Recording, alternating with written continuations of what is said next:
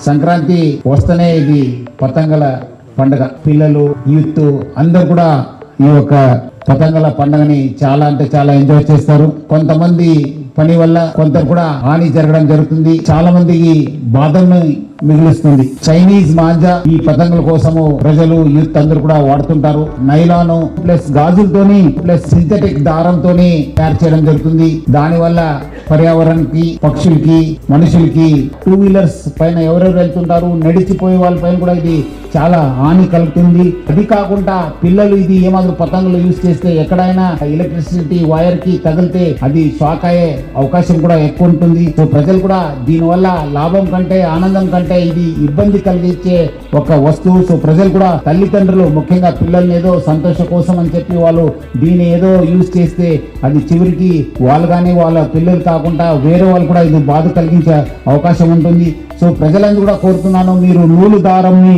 వాడాలి, దాన్నే ప్రోత్సహించాలని చెప్పి నేను హైదరాబాద్ సిటీ పోలీస్ తరఫు నుంచి కోరుతున్నాను.